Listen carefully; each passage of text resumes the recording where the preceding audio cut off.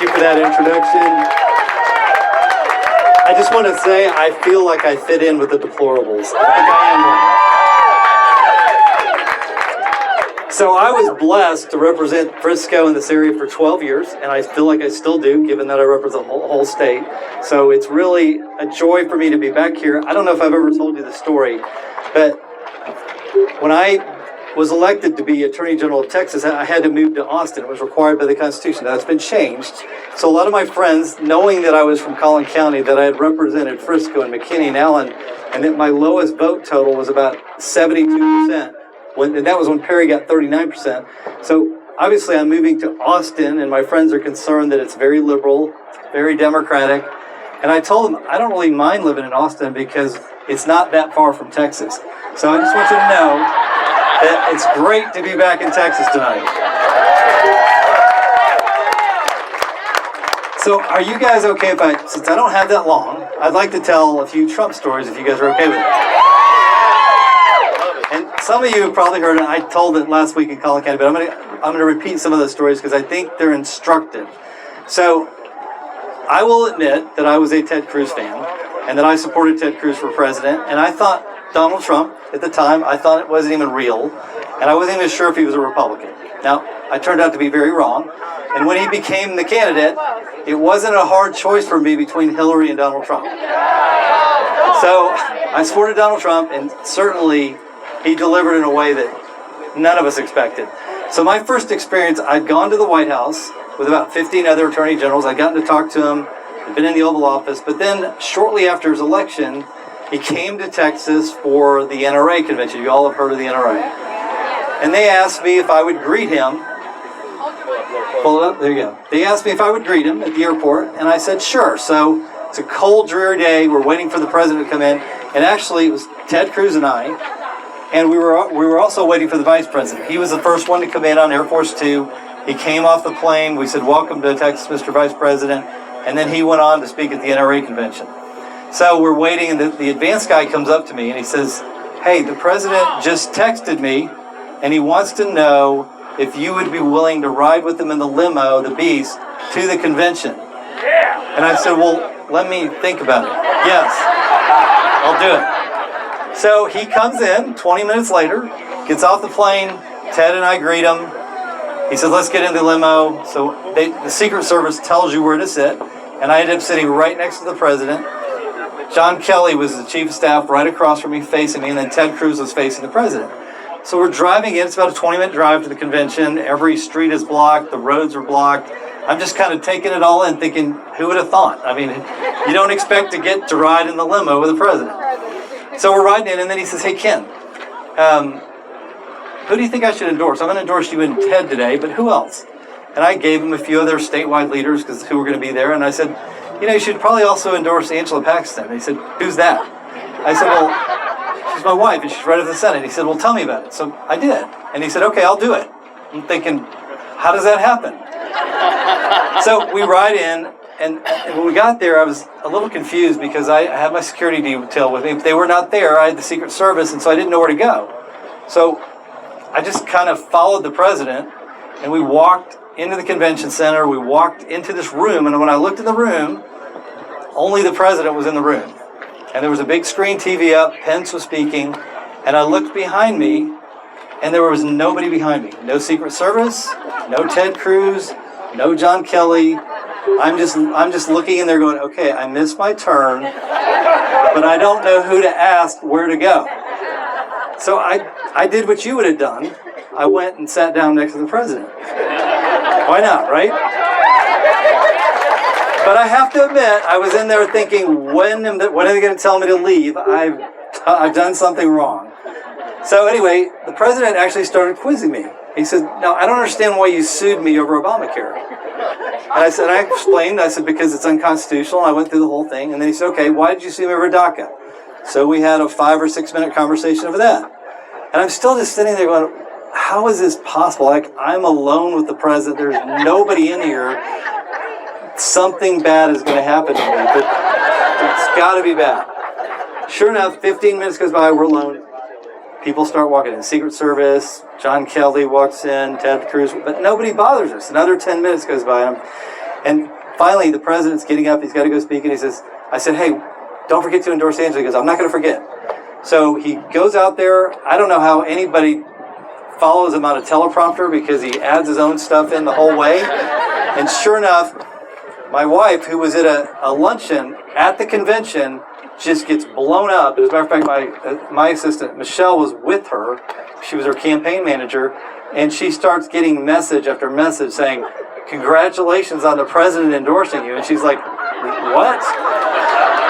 And she finally, after about 20 of them, she goes, somehow, some way, I know Ken's involved in this. I just don't know how. So she finally finds me, the president speaking. He endorses me, endorses Teddy, endorses a few others, and he endorses Angela, as I said. And she'd come in after that endorsement. And I said, I want you to meet him.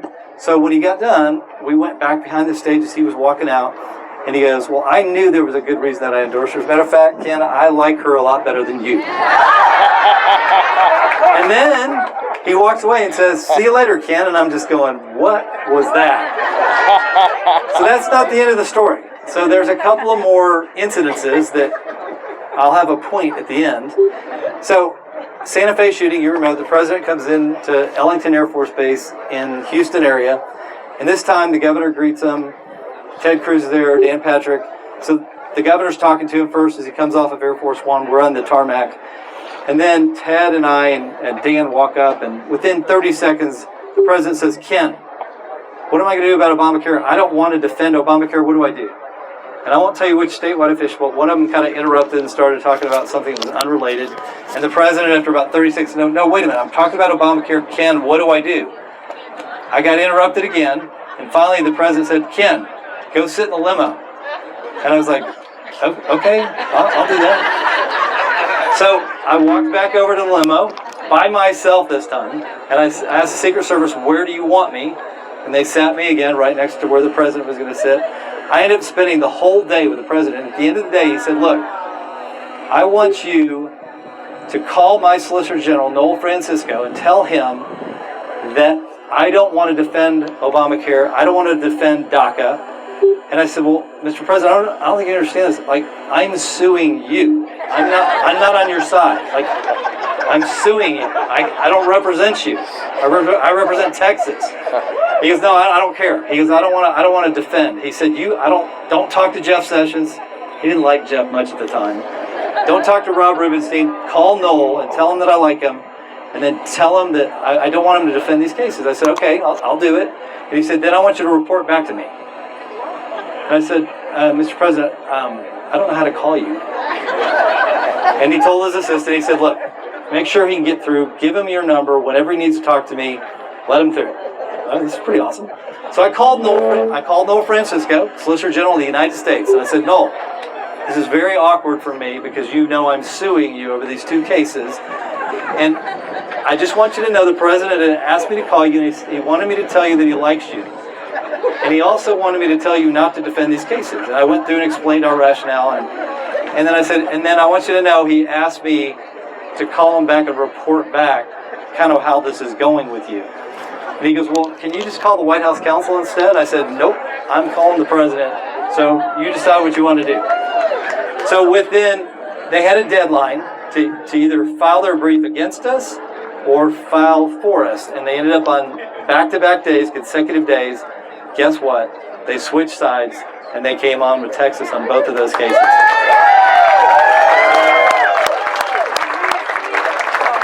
So despite that, there was pressure, constant pressure. And I'll tell you two more stories related to this. So Angela and I go out to Las Vegas, not to gamble. Our daughter is being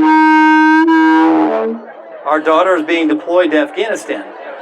And so we want to say goodbye to her. We want to meet the people that she's going with. She's embedded in a special forces unit doing intelligence.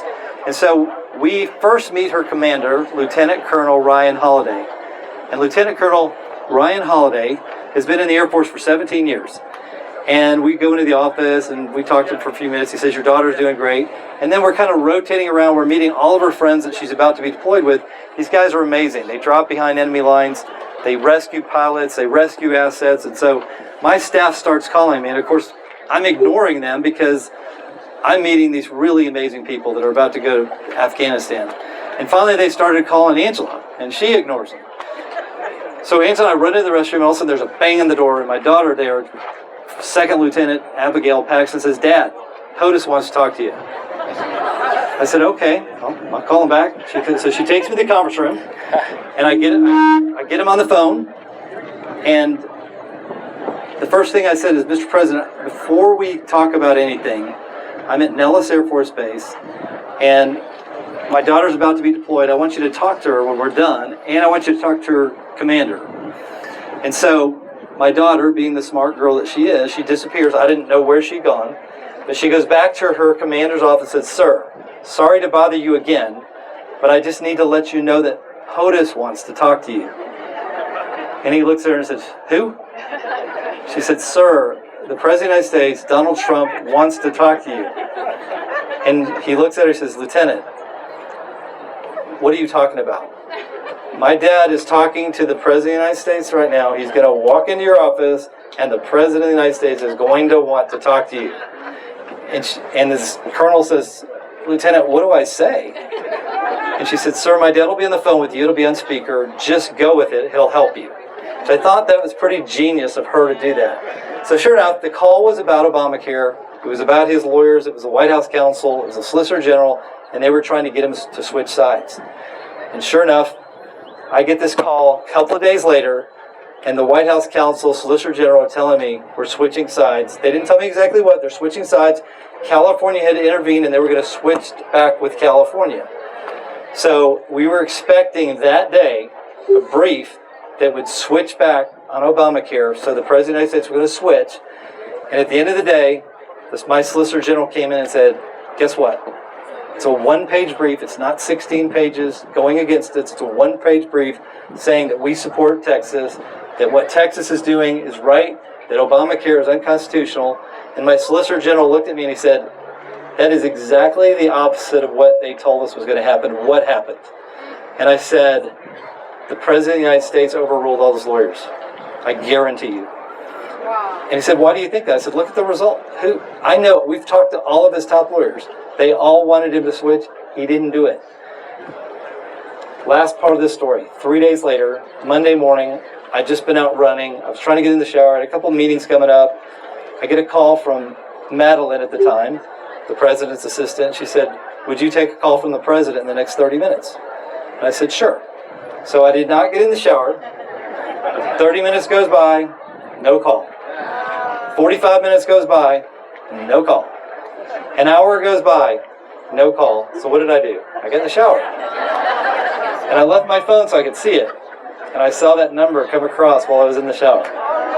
You know what it feels like to miss a call from the President? Fortunately, I called back and I said, "Madeline, sorry I missed the call. I was in the shower." Patches me through to the President. He says, "Ken, did you see what I did last week?" And I said, "Yes, sir."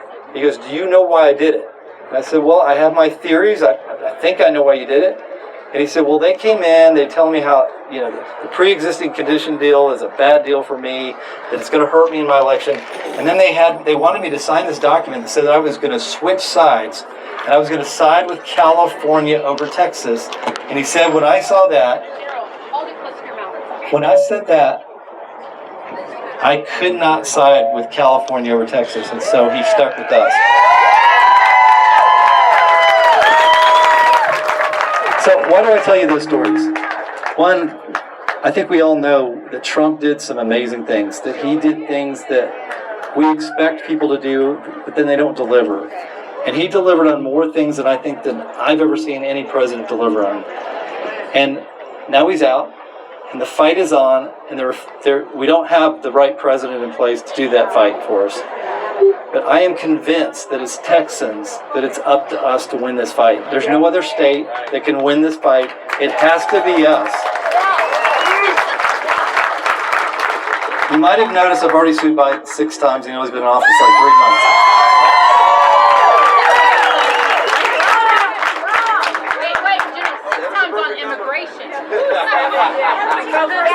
That fight is just beginning, and I want you to know that I truly believe that it's people like us, that God has put us in a place, just like He did the founders. There was a special group of people in place at the time of our founding And I believe that Texas is a key to the survival of this country. And your work to elect leaders that will go fight is critical for us to continue as a country with the freedoms that we have grown up under. So I want to thank you for the opportunity you've given me. I will never quit fighting. We will take these guys on, both big tech and the federal government. I'm here to fight. Thank you all very much. Thank you, Ken. I appreciate you taking the time. Absolutely. I'm going to give you, and I just gave one to Keenan. I'm sure you have $1 million of Tron coins. Oh, thank you. Gotta love it. I appreciate that. Go get pictures.